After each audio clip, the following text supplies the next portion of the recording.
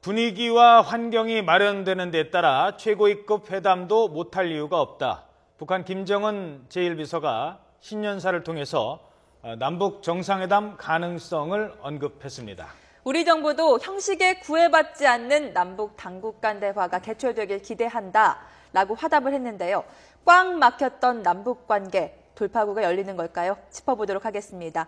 홍현익 세종연구소 수석연구위원 나오셨습니다. 어서 오세요. 네, 어서 오십시오. 안녕하십니까. 자, 먼저 어제 남북 정상회담 가능성이라고 돼 있는데 신년사에서 그 가능성이 어느 정도 되는지 먼저 직접 들어보시고 질문 나눠보도록 하겠습니다. 어제 신년사 함께 보시죠. 북과 남은 이미 통일의 길에서 질사 공동성명과 역사적인 6.15 공동선언, 14선언과 같은 통일헌장, 통일대강을 마련하여 민족의 통일 의지와 기계를 온 세상에 과시하였습니다. 우리는 남선 당국이 진실로 대화를 통하여 북남 관계를 개선하려는 입장이라면 중단된 고위급 접촉도 재개할 수 있고 부문별 회담도 할 수 있다고 봅니다. 그리고 분위기와 환경이 마련되는 데 따라 최고위급 회담도 못할 이유가 없습니다. 우리는 앞으로도 대화 협상을 실질적으로 진척시키기 위해 모든 노력을 다할 것입니다. 네, 최고위급 회담도 못할 이유가 없습니다. 이게 정확한 워딩이거든요. 네. 앞에 또 단서도 있어요. 뭐 분위기, 환경. 네. 이거를 남북 정상회담을 하자라고 제안한 걸로 볼 수 있습니까? 일단 그것부터 네. 말씀해 주시죠. 의미라고 하면은 김정은이 북한의 최고 지도자로서 처음으로 자신의 입으로 직접 얘기했다.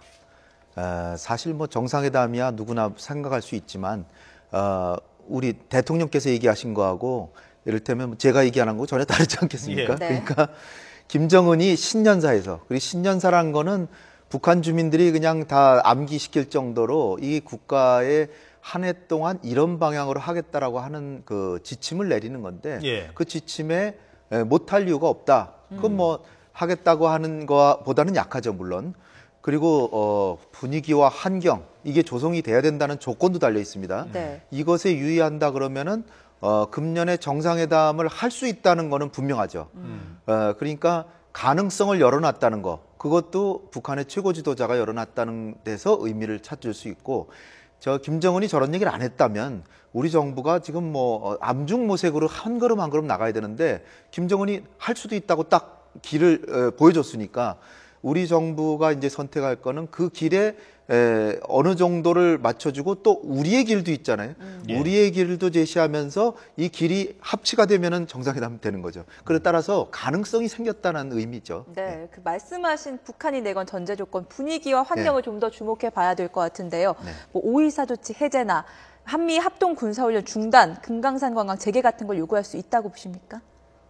이미 요구한 거죠. 네. 이미 요구한 거고, 신년사 자체만 보면 김정은이 요구한 건 두 가지입니다. 하나는 한반도의 그 전쟁의 위험을 줄이고 긴장을 완화하기 위해서, 그러기 위해서는 상대방을 적대시하는 외세를 개입시킨 훈련을 해서는 안 된다. 한미 군사훈련을 네. 일컫는다고 보시는 거고.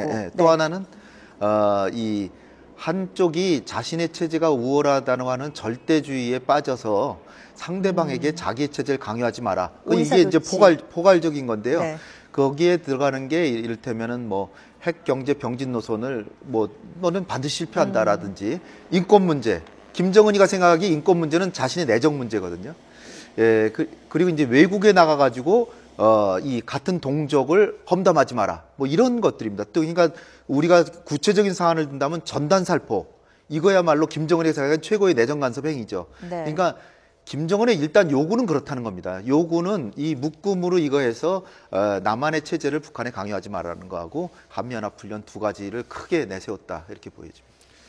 그 박근혜 대통령의 신년사에 대한 화답이냐 뭐 이런 부분도 지금 거론이 되고 있는데, 먼저 박근혜 대통령의 신년사 내용이 분단 70년을 마감하고라는 말로 시작이 됩니다. 함께 화면 보시죠.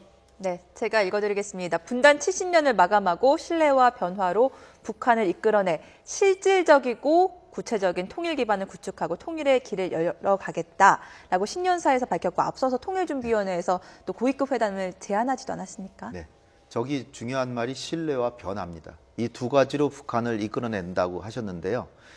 신뢰라고 하는 것은 결국 상호 신뢰죠. 그러면 이제 전제가 뭐냐면은 우리도 북한을 믿을 수 있어야 되고 북한도 우리를 믿을 수 있어야 이게 합치가 되잖아요. 예. 네. 확률은 4분의 1입니다. 북한도 우리를 믿고 우리도 믿어야 돼. 둘 다 안 믿으면 완전히 뭐 정면 대립이고 한쪽만 믿으면 어느 쪽이 안 믿든지 깨지는 거 아닙니까? 그렇죠. 근데 이제 우리 정부가 지난 2년 동안 해온 정책을 보면 북한은 우리를 믿고 있다는 걸 전제로 하고 있어요. 그러나 김정은이가 지금 어저께 분명히 밝혀준 게 이 한 페이지 A4 용지 아주 빼곡하게 한 페이지로 얘기한 거는 우리는 남한을 믿고 있지 않다. 그 얘기한 겁니다. 한마디로 얘기하면. 예. 따라서 이 신뢰, 우리 대통령께서 얘기하신 신뢰 이것이 되려면 북한도 우리의 진정성을 믿게 해줘야 되는 거죠. 근데 그들의 요구를 다 들어줄 수는 없죠. 그렇죠. 우리도 우리의 요구가 있고 다 그렇기 때문에 그러나 북한의 요구를 완전히 무시하지 말고 그래 그렇다면 너네가 우리를 신뢰하지 못하는 이유가 뭔데 예. 이거는 이렇고 이건 이렇고 해서 설명도 해주고 하는 협상을 고위급 회담부터 해서 그것이 서로가 아 남한이 진짜 우리하고 관계 개선하는 의지가 있었는데 우리가 좀 착각했구나라고 생각이 들면 하겠다는 겁니다. 따라서 우리 대통령이 하신 말씀 자체에 답이 있는 거거든요. 또 하나는 변화죠. 신뢰와 변화. 변화라는 것도 김정은이가 보기에는 골바초프의 개혁이나 이런 게 연상이 되는데요. 페레스트로이카, 글라스노스트. 그 소련 붕괴했거든요. 김정은이 다 알고 있어요. 김정은이도 개혁 개방해야 자기 체제를 좀 더 살리고 국민의 삶도 낫게 했다는 걸 알고 있는데 그러나 그렇게 하다가 망하겠거든요. 그래서 안 하는 거거든요. 그래서 우리가 교리 협력을 하자는 건 우리한테는 아주 당연한 얘기겠지만 김정은이 보기엔 자칫 이 통제 없이 관리하지 않고 그냥 개혁 개방으로 갔다가는 무너진다. 예. 다 무너진다로 결부됩니다. 그러니까 북한의 체제는 지금 상당한 위기에 처해 있기 때문에 우리가 정상회담을 하려고 그러면 정상회담에도 안 무너지고 오히려 너 체제를 가져갈 수 있다라는 확신을 주면 할 수 있는 거고요. 예. 정상회담 하면 너 무너진다는 쪽으로 생각되게 하면 안 하는 거죠. 네. 그런데 이 북한이 과연 그동안의 어떤 우리와의 협상 과정을 놓고 봤을 때 우리로서도 이게 또 언제 어떻게 워낙 변덕스러운 정권이니까요. 네. 그동안의 상황을 한번 그래프를 통해서 한번 살펴보도록 하겠습니다. 남북 네. 적시자 실무 접촉하면서 이산가족 얘기하자고 했었죠. 네, 상봉에 남북이 합의를 했어요. 이산가족 상봉 그때. 합의를 재작년 했는데 일입니다. 예. 한 달 지나서 북한이 일방적으로 이산가족 상봉 행사를 연기하는 일이 있었죠. 예. 또 2014년으로도 가보겠습니다. 지난해 인천 아시아 경기 대회에서 남북 실무 접촉이 있었는데요. 그리고 한 달 뒤에 북측이 아시안게임에 응원단 안 보내겠다라고 번복한 일이 있었죠. 그리고 10월에는 황병서, 최룡해, 김양건 고위급 3인반이 인천을 깜짝 방문하기도 했는데요. 이때 고위급 회담 2차에 합의를 했었는데 이후에 북한 함정이 NLL을 침범하고 또 고위급 접촉이 무산되는 일이 있었습니다. 예. 뭐 코앞에 두고 바로 뭐 별 큰 이유 아닌데도 막 들이대고 파기하고. 얘기를 하니까요. 그럼 이런 상황에서 과연 최고위급 회담도 못할 이유가 없다라는 게 어느 정도의 신빙성이냐는 거죠. 관계라고 하는 거는 상호 간의 관계거든요. 예. 저 지금 세 가지 사례를 드셨는데요. 그럼 그때 우리는 무엇을 했는가를 또 봐야 됩니다. 아. 네. 기본적으로 북한이 신의가 없고 성실하지 않고 또 호전적이고 또 독재하고 못된 집단이죠. 그러나 저 세 가지 경우를 보면은 하나하나 일일 체크를 해보면 서로 간의 일종의 기싸움 이런 게 벌어졌었고요. 네. 또 하나는 뭐냐면 그러니까 두 가지로 요약할 수 있습니다. 하나는 최면, 하나는 실리. 북한이란 존재는 본래 악당 같은 존재이기 때문에 네. 체면하고 실리가 다 살려져야 나옵니다. 이를테면 재작년에는 적십자회담 해가지고서 뭐 이렇게 이산가족 상봉하자는데 안 나온 이유는 금강산 관광 재개를 해달라고 그렇게 요구를 했거든요, 북한이. 근데 이산가족 상봉만 하면은 고려해 볼 수 있다고만 우리가 했지 상봉하면은 풀어주겠다라고 안 했기 때문에 이 상봉만 하면은 그 이산가족 상봉이라는 건 북한 체제로서는 남한이 자신보다 20배 이상 잘 사는데 남한의 잘 사는 체제와 자유 이런 소위 자본주의 요소가 북한에 다 전국 방방곡곡에 공개될 들어간다고 수 생각해요. 있는 그래서 거잖아요. 네. 이거를 꺼림직하게 생각하는데 그래도 금강산관광을 해주면 하려고 그랬는데 안 해준다는 보장이 전혀 없으니까 안 한 거고요. 이를테면 뭐 작년 10월 4일 날 그들이 3인방이 왔고 했는데 NLL에서 충돌 있고 우리 전단 살포한다니까 고사총 쏘고 그러니까 서로 상호 간에 이게 안 되는 거네요. 또 한 번은 이를테면 작년 8월 달에도 8월 12일 날 우리가 19일 날 고위급 회담을 하자 그랬습니다. 네. 근데 18일 날 한미연합훈련이 네. 시작됐어요. 그러면 네. 그들로서는 한미연합훈련하면 우리는 핵실험이라도 할 것처럼 그냥 엄청난 위협을 가했는데, 그렇지만은 우리 고위급 회담 제안했으니까 한미연합훈련 개시일 다음 날에 고위급 회담이 나올까요? 그 악당들이? 제가 보기에는. 그러니까 어떻게 보면 2년 동안 우리가 남북 간의 주도권 싸움을 계속 해온 겁니다. 네. 어떻게 보면은 새 싸움인데, 제가 좀 안타까운 거는 이 주변의 강국들, 4대 강국들은 한반도를 어떻게 요리할까, 이 칼과 나이프를, 나이프하고 포크를 들고 어떻게 요리할까를 지금 이러고 있는데, 우리는 계속해서 기싸움하고 2년 동안.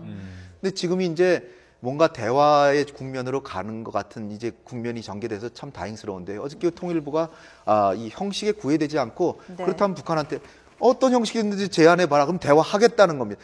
이런 식으로 했으면 지난 2년 동안에도 저는 얼마든지 대화가 됐을 거라고 저는 봅니다. 예, 알겠습니다. 이번에도 체면과 실리를 좀 살려주는 게 관건이 될 수 있을 텐데, 좀 더 나아가서 남북 정상회담이 만약에 열린다면 어디서 네. 열릴까? 이 부분도 좀 궁금한데, 5월에 푸틴 대통령이 남북 정상을 동시에 초청해서 러시아에서 열리는 거 아닌가, 이런 이야기도 좀 솔솔 나오고 있어요. 네.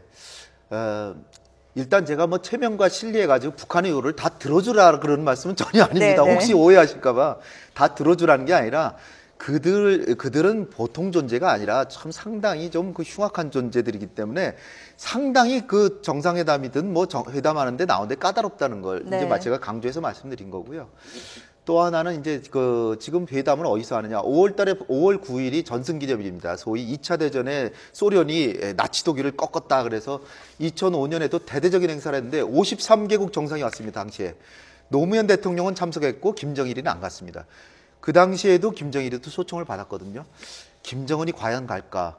50개국 정상 속에서 김정일의 존재는 그야말로 먼지 같은 존재라고 좀 봅니다. 물론 뭐 다들 독특한 지도자라고 해서 언론이 이렇게 스포트라이트를 줄지는 모르지만 정상들이 따돌림을 줄 가능성이 매우 큽니다. 따라서 지금부터 4월까지 김정은이가 굉장히 성실하게 국제사회에 나오는 노력을 한 발짝 한 발짝 해서 가도 왕따 되지 않겠다라고 그러면 오겠지만, 지금 같은 상태라면 저는 갈 가능성이 굉장히 희박하다 이렇게 보고요. 예. 네. 오히려 푸틴하고 시베리아 뭐 하바롭스크나 블라디보스토크 같은 데서 그 북러 정상회담 또는 푸틴의 중재하에 남북 정상회담이 뭐 하바롭스크나 블라디보스토크에서 열린다 이렇게 생각해 볼 수는 있는데, 그 경우는 또 우리가 한미 동맹이 있기 때문에 과연 우리 대통령이 러시아에 가서 북한의 정상을 만날까, 이것도 좀 가능성이 없다고 보면 결국은 두 정상이 만난다면 판문점이 되지 않을까. 왜냐하면 이번에는 온다 그러면 김정은이 와야 되는데, 김정은이가 과연 그 자기가 신변 안전이 보장된다고 생각할지가 이제 걱정이고요. 네. 우리 대통령께서 가시는 건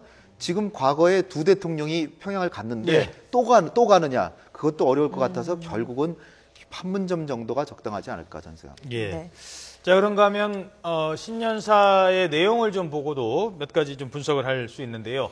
과거에는 고개를 숙이고 이 원고 읽기에만 급급했는데 좀 다양한 모습을 보여줬습니다. 자, 노련하게 좀 프롬프터를 사용한다. 비교를 한번 네. 해보도록 하겠습니다. 신년사를 비교해 보도록 하겠습니다. 네, 과거의 신년사와 어제 있었던 신년사를 비교해 보겠습니다.